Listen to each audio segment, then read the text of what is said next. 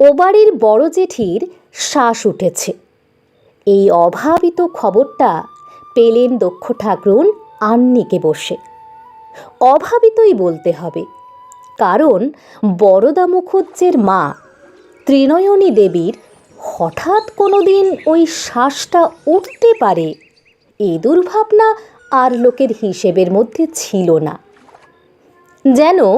যেমন আকাশে চন্দ্রসূর্যি আছে, থাকবে, বুড়ো শিবতলার ঝুড়ি নামানো পুরনো বটগাছটা আছে, থাকবে, তেমনি বড় মুখুজ্জে গিন্নি ত্রিনয়নী দেবীও আছেন, থাকবেন।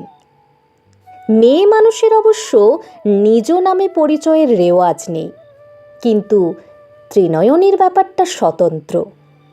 বিষয় সম্পত্তি সমস্তই তার নামে, কাজেই তার নাম কোর্ট কাছারিতে গিয়ে ওঠে, ঢাকে ঢোলে বাজে। তবে চলতি নামটা অবশ্য মুখুজ্জে গিন্নি। দক্ষ ঠাকরুনও ও বাড়ির বড় জেঠি বলেন যতবার, তার চেয়ে বেশিবার বলে ফেলেন মুখুজ্জে গিন্নি। ওই কোর্ট কাছারির ব্যাপারেই নামটা মাঝে মাঝে ওঠে। এক প্রস্থ মালা জপা সেরে সবে আন্নিকে বসেছেন, হঠাৎ কানে এলো খিড়কির দোরের ধারে যেন ননি গয়লানির গলা। আন্নিকের মন্ত্র উচ্চারণ করতে করতেই কানটা খাড়া করলেন দক্ষ ঠাকরুন। ননি আবার এখন কি মতলবে? এই তো খানিক আগে বিকেলে দুধ যোগান দিয়ে গেছে। কানটা আরও উৎকর্ণ করলেন। কার সঙ্গে কথা কইছে? ছোট বৌমার সঙ্গে মনে হচ্ছে। তো চক্ষের বিষ। তবে দক্ষ ঠাকরুনের এই ছোট ভাইপো বউটার না আছে আপ্পি, না আছে ভব্যি, দুমদাম বুড়ো বুড়ো মাগিদের সঙ্গে কথা কয়ে বসে। বললে পরে আবার ন্যাকা ন্যাকা মুখে বলে, ও মা, কথা কইলে কি হয়, মেয়ে মানুষ তো। কেউ কথা বললে উত্তরটা না দেওয়া বুঝি ভদ্রতা? ভদ্রতা শেখাতে আসে দক্ষ ঠাকরুনকে। আর ননিটাও কম নয়, ঠিক সময় বুঝে এসেছে। জানে এ সময় দক্ষ ঠাকরুন আন্নিকে বসেন। নির্ঘাত টাকা ধার করতে এসেছে মাগি। তলে তলে বৌঝিদের কাছে নিলে তো আর সুদ দিতে হয় না, আর আজুলি ছুঁড়িরা বিনা সুদেই দিয়ে বসেন। ছাক্কে মরুককে, ওদের ছাগল ওরা ন্যাজে কাটুক আর মাথায় কাটুক, আমার কি। দিয়ে সুদ নেওয়াটাকে দক্ষ ঠাকরুন গর্হিত বলে মনে করেন না, জানেন এটা ন্যায্য পাওনা। ঘরে ঘরে তো তবু সুদ কম, মহাজনের কাছে নিতে হলে অনেক বেশি দিতে হয় না? তবে তাছাড়া সুদ দিতে হলে তবে তো শোধ দেবার চাড় থাকবে। কিন্তু ছোট বৌমাটি শুদ্ধ এত তালেবর হয়ে উঠল কবে? দক্ষ ঠাকরুন চঞ্চল হলেন। ছোট ছোট বৌঝিদের সঙ্গে পাড়ার বুড়ো বুড়ো মাগিদের মাখামাখি দু চক্ষের বিষ দক্ষ ঠাকরুনের। বউ বিগ্রবার কলকাঠি নাড়াতে ওরা ওস্তাদ, বিশেষ করে ওই ন্যাকা বউদের। আন্নিকে বসে কথা বলা চলে না, গলা খাকারিও না। অথচ আন্নিকে বসেছেন বলে দক্ষ ঠাকরুনের জ্ঞান গোচরে একটা অশৈরণ ঘটনা ঘটতে থাকবে, এও তো হয় না। অতএব এরকম ক্ষেত্রে যা করে থাকেন দক্ষ ঠাকরুন তাই করেন। হাতের কাছের গঙ্গা জলের তামার ঘটিটাকে মাটিতে ঠকঠক করে ঠোকেন। এ শব্দ বাড়ির সবার পরিচিত। কথাতে ছোট বৌমা প্রথম প্রথম বলেছে, তার থেকে তো আপনি পুজোর ঘণ্টাটা দুবার নেড়ে দিতে পারেন পিসিমা, ঠিক বোঝা যায়। দক্ষ ঠাকরুন বেজার মুখে জবাব দিয়েছেন, বলি বৃথা ঘণ্টা বাদ্য যে শাস্ত্রে নিষেধ, এটুকুও কি বাপের ঘর থেকে শেখে আসনি ছোট বৌমা? বলি বোঝবার ইচ্ছে থাকলে ঘটি ঠুকলেও বোঝা যায়, আর ইচ্ছে না থাকলে ঘণ্টা কেন ঢাকের বাদ দিয়েও কানে ঢোকে না। হ্যাঁ, এই রকমই চাঁচা ছোলা কথাবার্তা দক্ষ ঠাকরুনের। সাধে কি আর গ্রামশুদ্ধ লোক জমের মতো ভয় করে তাকে? আবার ভরসা করতেও তো গ্রামের মধ্যে ওই একটা মানুষই। ঘটির শব্দ শুনে ইন্দু ছুটে আসে, লক্ষ্মীর ঘরের দরজায় দাঁড়ায়। দক্ষ ঠাকরুন তো কথা কইবেন না, তাই তার কোচকানো ভুরু সম্বলিত জিজ্ঞাসু মুখের দিকে তাকিয়ে ইন্দু তাড়াতাড়ি বলে, ননি পিসি বলছিল যে। থেমে যায়। দক্ষ ঠাকরুনের কপাল আরও কুঁচকে ওঠে। ইশারায় প্রশ্ন করেন, কি বলছিল ননি? ইন্দু ঢোক গিলে বলে, আপনার আহ্নিকটা হোক, তারপর বলছি। দক্ষ ঠাকরুন চিন্তিত হন। কি আবার বার্তা? অতএব আহ্নিকটি তাড়াতাড়ি সারতে হয়, তবে ইশারায় জানান ননি যেন কেটে না পড়ে, দক্ষবালার সঙ্গে যেন দেখা করে যায়। ইন্দু গিয়ে তাড়াতাড়ি সেই আদেশ পেশ করে। ননি অসন্তোষের গলায় বলে, এই দেখো, কাজের গরু কামায়, বলি খবরটা তো দে গেলাম, আবার আমায় বসে থাকবার হুকুম কেন শুনি? হাত হয়ে গেছে, শীতের রাত। ইন্দু নিরুপায়ের ভঙ্গিতে দুটো হাত ওল্টায়। ননিকে অগত্যা বসেই থাকতে হয়। দক্ষ ঠাকরুনের নিষেধ অগ্রাহ্য করে চলে যাওয়ার কথা তো ভাবাই যায় না। শো শো করে আহ্নিক সেরে নিয়ে পিতলের গোপালকের উপর খাটে শুইয়ে লেপ চাপা দিয়ে মশারি ফেলে মশারি গুঁজতে গুঁজতে বলে ওঠেন দক্ষবালা, নাও এখন বার্তাটা কি তাই বলো। ইন্দু ভেবে পায় না খবরটা কিভাবে দেবে, তাই তাড়াতাড়ি বলে, আমি পিসিমাকে ডেকে আনছি। লক্ষ্মীর ঘর থেকে বেরিয়ে আসেন দক্ষ ঠাকরুন, পুজো করবার ভোট কম্বলখানা গায়ে দিয়েই। কি খবর লা ননি? বলতে বলতেই ননি এসে যায়। বলে ওঠে, এই খবর আর অন্য কিছু না গো, বলি বিকেল থেকে মুকুজ্জে গিন্নির শ্বাস উঠেছে, তাই জানান দিয়ে গেনু। পরে শুনলে তো দুষবে যে ননি জেনে শুনেও বলেনি। দক্ষ ঠাকরুন কড়া গলায় বলে ওঠেন, হ্যাঁ, আমি তো তোদের সর্বদাই দুষছি। তা কথাটা বলল কে? কে আবার বলবে? ননি আলগা গলায় বলে, বলি ওনারা কি আর নুয়ে ডুব দেবে? মান খুইয়ে তোমাকে ডাকতে আসবে? দুধের যোগান দিতে গেছো না, ওই আপিংকে কো বুড়ির জন্যেই তো রেতে আছে করে খাঁটি দুধের যোগান। তা যেতে মাত্রই বুড়ির একটা নাতি এসে বলল, আজ আর দুধ নাগবে না, যিনি খায় তেনার শ্বাস উঠেছে, না বিশ্বাস। আবার কি ভেবে বলল, আচ্ছা এনেছো যখন রেখে যাও। দক্ষ ঠাকরুন শেষের কথাটাই কান না দিয়ে বলে ওঠেন, তা শ্বাস উঠেছে না উঠে থেমে গেছে? স্পষ্ট করে বল দিকি। ছোট বৌমা যেমন ইতস্তত করছিল, ননি তাড়াতাড়ি বলে, না গো দিদি, সে ভয় করনি, সবে উঠেছে বোধ হয়। ভয়ে তো একেবারে মরে গেলাম, হাত পা ছেড়ে কাঁদতে বসবো। দক্ষ ঠাকরুন ঝংকার দিয়ে বলেন, বলি শেষ হয়ে গেলে তো এই বিরিঙ্গির গুষ্টির ছিষ্টি হেসেল জলে যাবে। ওই সকালে ঘোষের পুকুরের ভাগের মাছ এসেছিল, গামলা ভর্তি মাছের সর্ষের ঝাল রান্দা রয়েছে, তাই সুদ হচ্ছি। ননি ফোকলা দাঁতে হেসে ফেলে বলে, না গো দিদি, ও সর্ষের ঝাল ফেলা যাবে না, ও বাড়িতেই তো এখনো এসেলে ছ্যাঁক চোখ শব্দ চলছে। কর্তার নাতিরা গায়ে চাদর কম্বল জড়িয়ে মদগব্য চালে ঘুরে বেড়াচ্ছে। 100 বছরের পুরনো দড়ি পাকানো নারী, বলি ও কি আর সহজে পাক খুলে বন্ধন কাটাতে পারবে? হয়তো এখন 2 দিন ধরে খাবে। দক্ষ ঠাকরুন বিরক্ত গলায় বলেন, আহ, তুই থাম তো। 100 বছরের পুরনো নারী, বলি এটা তোকে কে কানে ধরে বলে গেছে শুনি? বলি নাড়ি কাটার সময় তুই ছিলি বুঝি? জেঠির বয়স এখন এই সবে 97, আমার বাবার থেকে 2 বছরের বড় ছিলেন। বাবা বেঁচে থাকলে এই ফাগুনে 95 পুরোতো। ওই হলো আর কি, তবে ব্যস্ত হবার দরকার নেই তাই বলছি। তা তোর পরামর্শ মতন দরকার বুঝতে যাব নাকি রে ননি? হ্যাঁ, বলি কথাই বলে মরণের ধরন নেই। ছোট বৌমা, আমার ঘর থেকে মোটা ধোসাকণা এনে দাও দেখি, শীতটা জিয়াদা রয়েছে এখনো। ইন্দু থমকে গিয়ে বলে, এত রাত্রিরে এখন ওখানে যাবেন নাকি? দক্ষ ঠাকরুন অবহেলার গলায় বলেন, তা যাবো না তো কি ওই ননি মুখপুরীর মতন ভেবে চুপ করে বসে থাকবো?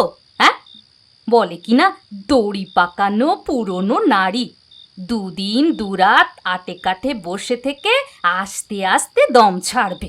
যত সব। ইন্দু র্যাপারটা এনে দিয়ে আস্তে করে বলে, ও বাড়িতে যাবেন তো? ইন্দুর এই প্রশ্নের তাৎপর্য আছে।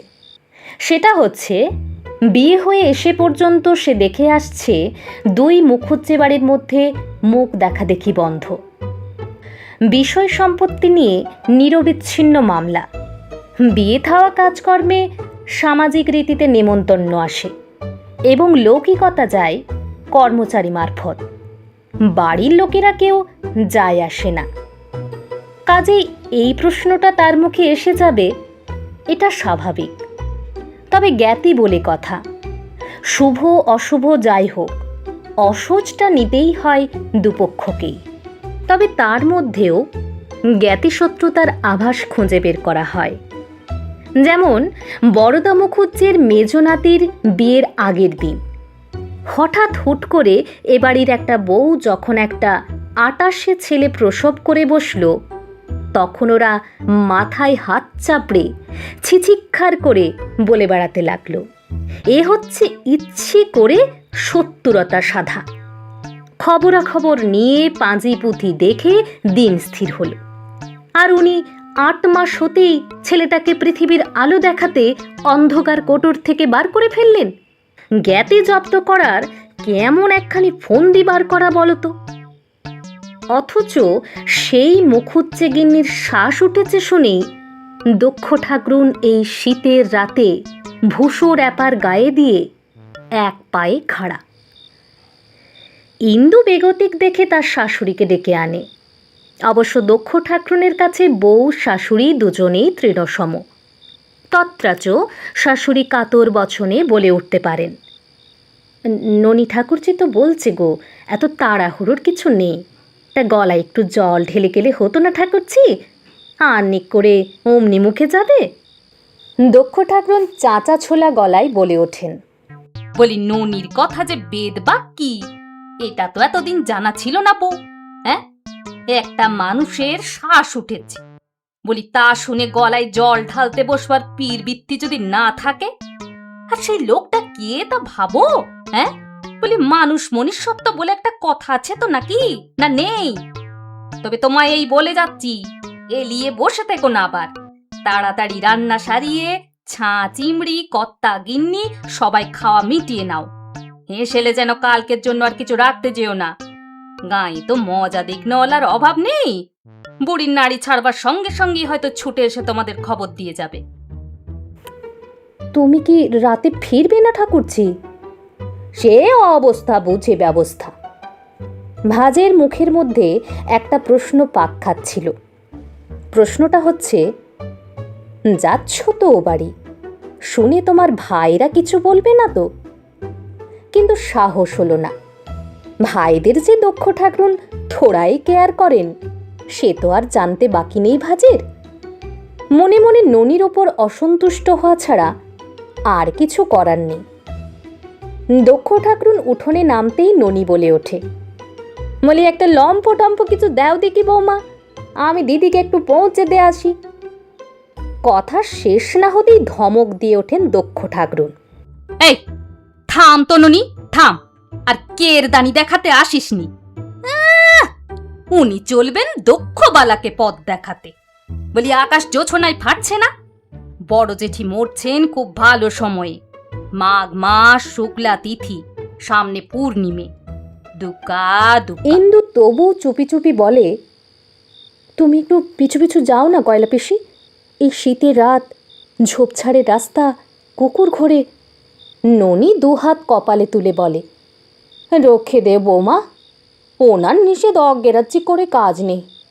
ননি গয়লানির একটা ঘাড়ে 7টা মাথা নাই মা।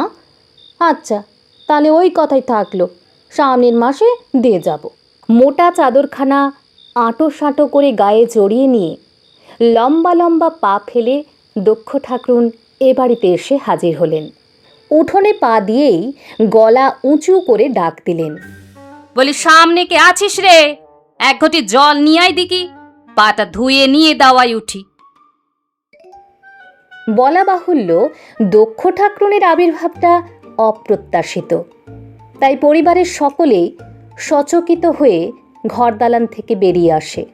ত্রিনয়নী দেবীর কর্তা কর্তা নাতিরা, গিন্নি গিন্নি নাতবইয়েরা এবং তাদের বাহিনীদের 2-4 জন সকলেই বেরিয়ে এসে থতমত খেয়ে দাঁড়িয়ে পড়েছে। দক্ষ ঠাকরুন প্রবল কণ্ঠে বলে ওঠেন, কি রে, বলি সব কটাই মিলে অমন থতিয়ে গেলি যে? বলি ভূত দেখলি নাকি? হ্যাঁ রে, বলি জল কি এক ঘটি মিলবে, নাকি উঠোন থেকেই ধুলো পায়ে ফেরত একটি যাবে? অবগুণ্ঠনবতী গিন্নি তার বছরাষ্টিকের মেয়েটার কাঁধে একটা আঙুলের চাপ দেন। মেয়েটা তাড়াতাড়ি ভেতরে ঢুকে গিয়ে কোথা থেকে একটা বড় পেতলের ঘটিতে করে 1 ঘটি জল নিয়ে এসে উঠোনে নেমে দাঁড়ায়। দক্ষ ঠাকরুন তার হাত থেকে ঘটিটা নিয়ে পা ধুতে ধুতে বলেন, তা বলি মেয়েটা কার? সেজ বৌমার বুঝি? তা হক কথা বলি বৌমা, মেয়ে সন্তান, একটু আচার আচরণ সহবত জ্ঞান শিক্ষে তো দিতে হয় নাকি? বলি জলের ঘটিটা নিয়ে মেয়ে সঙ্গের মতন দাঁড়িয়ে রইল। কেউ একটু বলতে জানলে না, ওরে ঠাকমার পা দুখানা ধুইয়ে দে। বলি আমি নয় মান সম্মানে ধার ধারলাম না, অগেরাচ্ছি করলাম, তা পরের ঘরে করবে তো? বলি ধুত ধুড়ি নেড়ে দেবে না? বিজয় দর্পে ধৌত চরণে দাওয়ায় উঠে এসে দক্ষ ঠাকরুন সমবেত জনতার প্রতি দৃষ্টিপাত করে বলেন, তা শুনলাম বড় জেঠির শ্বাস উঠেছে, তা খবরটা একবার দেওয়ার দরকার মনে করিসনি কেমন? বলি মামলা করছিস বলে কি সম্পর্কটা মুছে ফেলতে পারবি? হ্যাঁ, কুলের মাথা, বংশের চূড়ো, বড় বাড়ির বড় গিন্নি। বলি তিনি গত হলে এ বাড়ি ও বাড়ি 2 বাড়ি এক হয়ে এক ঘাট করতে হবে না? হ্যাঁ, বলি মানুষ মনুষ্যত্বী শেখ মদনা, তোরও তো বয়স কম হলো না, এটুকু শেখার বয়স তো হয়েছে নাকি? আর তুই যেমন দেখাবি এরাও তাই শিখবে। কথাই বলে, আগ ন্যাংলা যেদিক যায় 5 ন্যাংলা সেদিক ধায়। তা কোথায়, কোন ঘরে? মদনা অর্থাৎ বড় নাতি মৃদু গলায় বলে, নিজের ঘরেই আছেন। বলিস কি রে, নিজের ঘরে? বলি এখনো সেই অন্ধকার খবরিখানার মধ্যে? ধন্যি বটে তোরা, বলি খোলা হাওয়ায় বার করিসনি তাকে। তা বড়দা কোথায়? তিনি আর কোথায়, তিনিও তার নিজের ঘরেই বসে আছেন। চোখে ভালো দেখেন না, কানেও ভালো শোনেন না। দক্ষ ঠাকরুন বেজার গলায় বলেন, কেন রে? হ্যাঁ, কেন? এক্ষুনি বা তার এমন জরদগপ দশাটা হলো কেন শুনি? আমার থেকে তো মাত্র 7-8 বছরের বড়। জন ঈষৎ হেসে ফেলে বলে, আপনার থেকে কি তা জানি না, তবে বাবারও তো 9 করে 83 বছর বয়স হলো। আমরাই বুড়ো হতে চললাম। ঠাকমা আকন্দর ডাল মাথায় নিয়ে এসেছিল বলে কি আর পৃথিবী বসে থাকবে পিসিমা? ইতিমধ্যে অবগুণ্ঠনবতীরা এবং নাবালকেরা এক একটি সাষ্টাঙ্গ প্রণাম সেরে হাওয়া হয়ে গেছে। পুরুষদের সামনে তো মহিলারা কথা বলবেন না, অতএব পিস শাশুড়িকে আপ্যায়ন করার দায় দায়িত্ব বর্তাচ্ছে না তাদের। আপাতত রঙ্গমঞ্চে 3 ভাই, মদন, বদন ও রতন। এগুলি অবশ্য ডাক নাম, পোশাকি নাম আলাদা আছে, জমকালো জমকালো, কিন্তু মাসি পিসির সেগুলো মনে রাখার দায় নেই। দক্ষ ঠাকরুন বক্তার দিকে তাচ্ছিল্যের দৃষ্টি হেনে বলেন, তা তোর কথাগুলো তো বড় ক্যাঁত কেটে রে বদনা। সাধে কি আর বলেছে ভিন মাটিতে মেজর গড়ন? তা তোর আর দোষ কি? দুনিয়াখানা তাকিয়ে দেখ না, মেজরা হচ্ছে হাড় কুচুটে মরুকে। তা বলি কবরেজ এসেছিল? হ্যাঁ এসেছেন, বাবার ঘরে বসে আছেন। কি বাবার ঘরে বসে আছেন? বলি যার শ্বাস উঠেছে তার নাড়ি ধরে বসে না থেকে বাবার ঘরে কেন শুনিয়া? তামাক পুড়ছে না দাবা ঠোকা হচ্ছে? ভালো কাল পড়েছে বাবা। এবাড়ির ঘর দালান, চৌকাটের উঁচু নিচু কিছুই দক্ষ ঠাকরুনের অজানা নয়। অবলীলায় বরদারঞ্জনের ঘরে ঢুকে পড়ে বলেন, বলি কবরেজ, তুমি এখানে বসে মাটি ভাপাচ্ছ যে? বলি নিদেন কালে বিধেন দিতে কি স্বর্গ থেকে অন্য বদ্যি আসবে? দক্ষ ঠাকরুনের কাছে বিহঙ্গ কবরেজ নাবালক মাত্র, তাই তটস্থ হয়ে উঠে দাঁড়িয়ে বলেন, আগে এখন তো আর করার কিছু নেই দিদি, এখন শুধু ওই শ্বাসে শ্বাসে বন্ধন কাটার অপেক্ষায় বসে থাকা। কম দিনের তো বন্ধন নয় পৃথিবীখানার সঙ্গে, তড়িঘড়ি কিছু হচ্ছে না। দক্ষ ঠাকরুন হঠাৎ গম্ভীর হয়ে যান, স্থির গলায় বলেন, নারী দেখে বলছো না আন্দাজে বলছো? কবরেজ এ প্রশ্নে আহত হন, হয়তোবা অপমানিত। কণ্ঠস্বরেও সেটা ঢাকা পড়ে না। বলেন, আন্দাজের কথা উঠছে কেন দিদি? নারী দেখেই বলছি। নারী দেখেই বলছো? দক্ষ ঠাকরুন শান্ত ভদ্র গলায় বলেন, দেখে বুঝছো তাহলে যে তড়িঘড়ি কিছু হবে না? কবরেজ বলে ওঠেন, না, তাতে কোনো সন্দেহ নেই। এরা জিজ্ঞেস করছিল ভাত চড়াবে কিনা, আমি বললাম অক্লেশে। দক্ষ ঠাকরুন প্রচ্ছন্ন ব্যঙ্গের গলায় বলেন, তাহলে তো তুমি বাপ ঠাকুরদার নাম রাখবে বিহঙ্গ। তোমার ঠাকুরদা হেরম্ব কবরেজ, শুনেছি হেঁটে বেড়ানো মানুষের মুখ দেখে 6 মাস থাকতে তার নিদেনের দিন বলে দিতে পারতেন। আর তোমার বাবাকে তো দেখেইছি, স্বয়ং ধন্বন্তরী ছিলেন, হিসেবও একেবারে নির্ভুল ছিল। তা তুমিও তাহলে তাদের গুণী পেয়েছ, এ তো পরম সুখের কথা। তবে বলি, টের যখন পেয়েছ যে তড়ি ঘড়ি কিছু হবে না, তখন বুড়ির গঙ্গা যাত্রার বিধানটা দাওনি কেন? হ্যাঁ, গঙ্গা যাত্রা? অকস্মাৎ ঘরের মধ্যে যেন একটা বাজ পড়ে। সেই বাজের আঘাতে মদন, বদন এবং রতন তিনজনেরই ফুসফুস ফেঁসে যাবার উপক্রম হয়। হে আবার কি উৎপ্রেতে কথা! বলা নেই কোয়া নেই, হঠাৎ উদয় হয়ে এসে একখানি জিলিপির প্যাঁচ ছাড়লেন দেখছি। কিন্তু এসব তো মনের কথা, বাইরে তো 3 মাথায় নতমস্তক। শুধু কথা থামাবার সুযোগে বড়দা মুখ খুঁজছে বলে ওঠেন, কে কে কি বলছে রে? মেয়ে ছেলের গলা শুনলাম যেন। দক্ষবালা এগিয়ে এসে পায়ের ধুলো নিয়ে কানে কালার শোনার উপযুক্ত গলায় বলে ওঠেন, পর্দা, আমি দক্ষ। শুনলাম বড় জেঠির শ্বাস উঠেছে, তাই চলে এলাম। তা কবরেজ যখন বলছে যে সময় রয়েছে, তখন মাকে ঘরের মধ্যে গুমখুন করে মারছ কেন? খড়দার গঙ্গার ধারে একটু চালা জুটছে না? বলি জেঠির গঙ্গা যাত্রার ব্যবস্থাটা করাও। বড়দা অসহায় গলায় বলেন, আমি আর কি করব, আমার আর কি ক্ষমতা। দক্ষ আরও চেঁচিয়ে বলেন, দেখো বড়দা, হাত পায়ের ক্ষমতা কারুরই চিরকাল থাকে না। বলি মাথা মগজটাকে অক্ষম করলি তো বিপদ। তা বলি শত্রুর মুখে ছাই দিয়ে তোমার ওই শূরবীর 3 ব্যাটাই তো তোমার বল বুদ্ধি ভরসা। তাদের ব্যাটারা পর্যন্ত মাথা চাড়া দিয়ে জোয়ান জোয়ান হয়ে উঠেছে, পয়সারও তোমার অভাব নেই, অথচ এই 4 কালের মানুষটাকে খড়ে পচিয়ে মারবে? বলি আত্মাটা খাঁচা ছাড়া হয়ে বেরিয়ে পড়ে উঠে যাবার পথ খুঁজতে 64 দেওয়ালে মাথা ঠুকে টুকে মরবে? বলি দেশ দেশান্তর থেকে লোক আসছে গঙ্গা তীরে মরতে, আর তোমাদের দৌড়ে গঙ্গা তবু গা ঘামছে না। ছি ছি ছি ছি, বলি দেখে শুনে যে হতবাক হয়ে যাচ্ছি। হ্যাঁ, হঠাৎ কখন ফুট করে প্রাণ পাখিটি বেরিয়ে যেত, করার কিছু ছিল না। কিন্তু এটা কি? তোমরা 8-20 ব্যাটা ছেলে হাত পা কোলে করে বসে বুড়ির শ্বাস গুনবে, কতক্ষণে মেয়াদ ফুরোয়? ছি ছি ছি ছি ছি ছি। এ বাড়ি ও বাড়ির মধ্যে একটা মেছো পুকুর নিয়ে মামলা চলছে আজ বছর 8 তদবধি আসা যাওয়ারও চলন নেই। তত্রাচ কেউ মুখ ফুটে বলে উঠতে পারে না, তুমি আবার হঠাৎ গায়ে মানে না আপনি মোড়ল হয়ে আমাদের ব্যাপারে নাক গলাতে এসেছো কেন বাপু?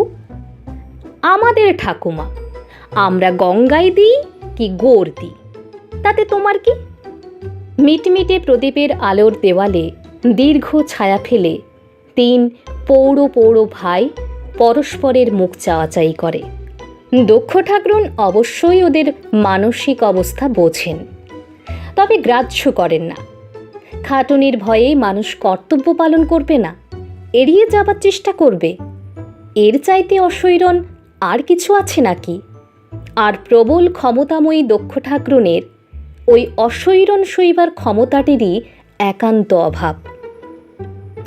আরও একবার কালার কর্ণগোচর করার স্বরে বলে ওঠেন দক্ষবালা, গঙ্গা যাত্রার ব্যবস্থা হচ্ছে বড়দা, নিশ্চিন্তি হও। তোমার ছেলেরা এক মুঠো করে খেয়ে নিয়ে তৈরি হয়ে নেবে।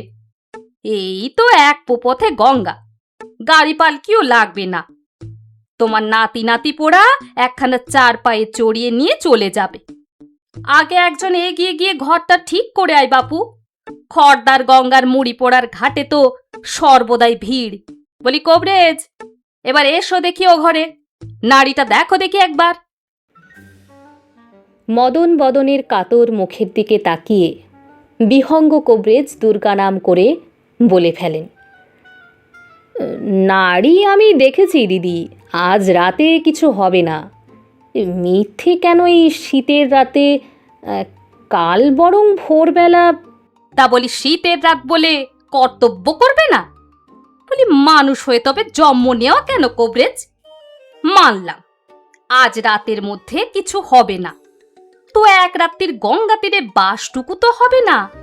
এই মাঘ মাস, পুণ্য মাস, তাই শুক্লা তেরোদশী তিথি। কথাই বলে সর্বসিদ্ধি ত্রয়োদশী। আর দ্বিরুক্তি নয় বাছা। উমা, তবু অনড় হয়ে দাঁড়িয়ে কি রে? বলি হ্যাঁ রে, দশে ধর্মে মুখ রাখবারও কি দায় নেই রে তোদের হতভাগারা? মুখ উচ্চে কুলের গিন্নিকে ঘরে পচিয়ে মেরেছে শুনলে লোকে তোদের গায়ে ধুয়ো দেবে না? যাকে বলল ছি, তার আর রইল কি? খাবো, পরবো, পরিবার পোষণ করব আর বংশবৃদ্ধি করব, বলি এতেই হয়ে গেল মনুষ্য জন্মের ঋণ শোধ? এরপর আবার কারো পক্ষে অনড় হয়ে দাঁড়িয়ে থাকাটা শোভা পায় না।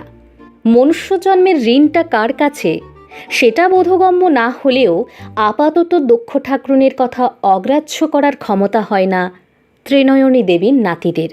ভাড়ার ঘরের পাশের একটি ক্ষুদ্রায়তন কক্ষে শেষ শয্যায় শায়িতা ত্রিনয়নী দেবীর ঘরে ঢুকেই দক্ষ ঠাকরুন বলে ওঠেন, জেঠির তাহলে এই ঘরে প্রমোশন হয়েছে বৌমারা? ভালো ভালো। তা কলঙ্গির ভেতর পিদিপ কেন? ঘর যে আরো ভূষকালি হয়ে উঠেছে। বলি মেঝেই রাখতে একটা পিল সুযোগই জোটেনি? আমি বাছা স্পষ্ট কথার মানুষ, হক কথা কইতে আমি বাপকেও ডরাইনি কখনো। বলি এই ঔরি চৌরি দক্ষিণ দৌরি দালান কোঠার আসল মালিকটা কে? বলি সে হুঁশটা কি করে দেখেছ কোনোদিন? মাগো মাগো মা, বলি কি বিছানা ছিঁড়ি, কি ঘর দুয়ারে ছিঁড়ি ম্যাগো মা। বলি এতগুলো বৌঝি, কারোর মধ্যে কি এতটুকু বিবেক নেই গা? বলি মানুষ হয়ে জন্মালে মানুষ মনুষ্যত্বের একটা দায় থাকে বাছা, এটা স্মরণে থাকলে নিজেরই ইহ পরকাল দুকালেরই মঙ্গল। বড় জেঠি, ও বড় জেঠি, বলি ইষ্টমূর্তি দেখতে পাচ্ছ? চেষ্টা করো, চেষ্টা করো, স্মরণ করো গঙ্গা নারায়ণ, গঙ্গা নারায়ণ। উষা ভোরে গঙ্গা লাভ করেন ত্রিনয়নী দেবী গঙ্গা তীরে, কারণ রাত্রি এক প্রহরের পরই তাকে তীরস্থ করা হয়। দক্ষ নিজে তদারকি করে ঘর ঠিক করিয়ে নিয়ে যাবার ব্যবস্থা করিয়েছিলেন। জেঠিকে জন্মের শোধ একটা প্রণাম করে সব অস্ত্রে গঙ্গায় ডুব দিয়ে উঠে দক্ষ ঠাকরুন সমবেত সকলকে উদ্দেশ্য করে বলেন, নাও এখন তোমাদের যা করবার তোমরা করো, আমি যাই দেখি গে শ্রীধরের সেবার কি হয়। শ্রীধর? তাই তো, সচকিত হয় সবাই। বাড়িতে জন্ম মৃত্যু বিয়ে যাই ঘটুক, শ্রীধরের নিত্যসেবার তো ত্রুটি হবার জন্যই। অথচ একজন কেউ স্নান সেরে তাড়াতাড়ি এগিয়ে যাবে তারও জন্যই। সবারই মহা অসহ্য। ঘরে কারো একটা বিয়ে হওয়া কি বিধবা মেয়েও নেই ছাই, থাকলে কাজে দিত। ভিন্ন গোত্তর তো, সময়ে সবই কাজে লাগে, আগাছাও লাগে, ওঁচলাও লাগে। মাঘের ভোরে সপসপে ভিজে কাপড়ে লম্বা লম্বা পা ফেলে এগিয়ে যান দক্ষ ঠাকরুন। চাটুজ্জে বাড়ির দরজায় গিয়ে হাঁক দেন, মোনা, মোনা, ও মোনা, উঠেছিস? মোনার বউ এসে দরজা খুলে দিয়ে অবাক গলায় বলে, পিসি, এ সময় এভাবে?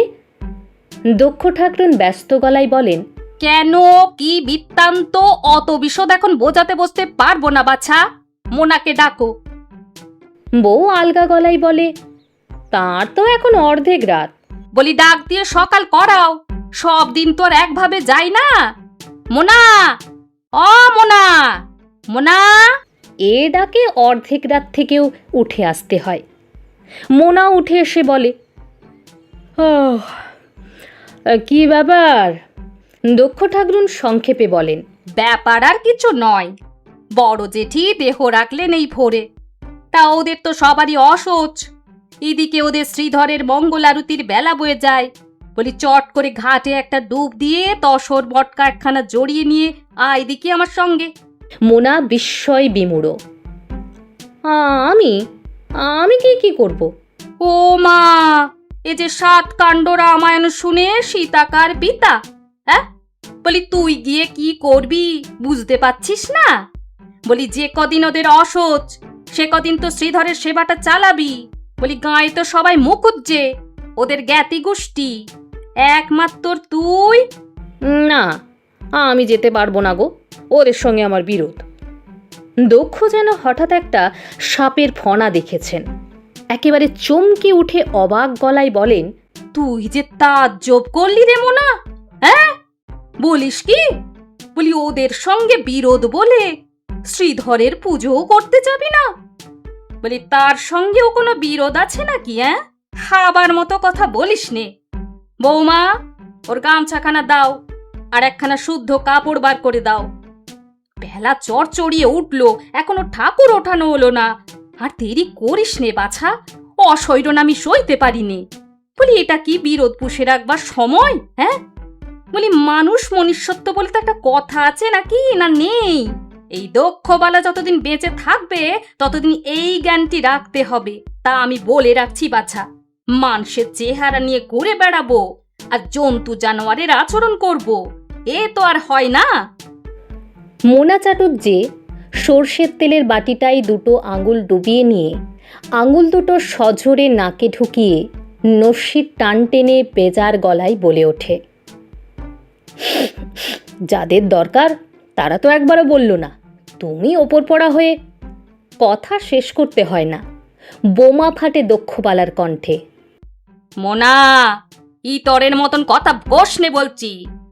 মনে রাখিস, সত্য চাটুর্যের ছেলে তুই, যার ধ্যান জ্ঞান লক্ষ্য ছিল পরের উপকার। মোনাও সমান সমান আরও বেজার গলায় বলে, হ্যাঁ, তার আমার জানতে বাকি নেই পিসি। সর্বস্ব পরাইনামা করে ছেলের জন্য রেখে গেছেন লবডঙ্কা। দক্ষবালা সতেজে বলেন, বলি সকালবেলার পিতৃনিন্দে করে পাপ অর্জাস নে মোনা। বলি তুই হেন গুণনিধি ছেলের জন্য সর্বস্ব রেখে গেলেই বুঝি তার বৈকুণ্ঠে ডঙ্কা বাজতো? হ্যাঁ, নে নে, আর বৃথা বকাস নে আমায়। বলি ডুবটা দিয়ে উঠে আয়, আমি ততক্ষণ ঠাকুর দালানটা সাফ করি গে। দেখিস আবার মুখ উজ্জেদের শ্রীধর ভেবে অভক্তির সঙ্গে পুজো করিসনি যেন। তা তুই পারিস, তোর যা নরুকে বুদ্ধি। তবে স্পষ্ট কথা বলে রাখছি বাছা, এই দক্ষবালা যতক্ষণ আছে ততক্ষণ কারুর সব নরুকে বুদ্ধি চলবে না। এই দক্ষবালা বিগত হোক, তারপর যে যার ইল্লুতে বুদ্ধি নিয়ে জন্তু জানোয়ারের আচার আচরণে চলিস। তাই হবে শেষ পর্যন্ত, সে আমি দেখতে পাচ্ছি দিব্য চক্ষে। আবার লম্বা লম্বা পা ফেলে এগোতে থাকেন দক্ষবালা। কাজ তো কম নয়, ও বাড়ির ব্যবস্থা সেরে এসে আবার নিজের ভাই ভাজের সংসারের হাল ধরতে হবে। তা দক্ষবালার দিব্যদৃষ্টিটি হয়তো নির্ভুলই। এই সব সুদক্ষ দক্ষবালাদের বিয়োগ ঘটায় আজকের সমাজতরণের এমন বেহাল। ভয় করব, ভরসা করব, এমন মেয়ে আর কোথায়? নমস্কার, শেষ হলো আমার আজকের গল্প আশাপূর্ণা দেবীর লেখা দক্ষ ঠাকরুন গল্পটি। আশা করি আপনারা সকলে খুব ভালো আছেন। আমার গল্প পাঠ যদি আপনাদের ভালো লেগে থাকে তাহলে প্লিজ চ্যানেলটিকে সাবস্ক্রাইব করে আমাকে উৎসাহিত করুন। আপনাদের একটি লাইক, একটি সাবস্ক্রাইব আমাকে অনেকটা উৎসাহ দেয়। ধন্যবাদ। সকলে খুব ভালো থাকবেন।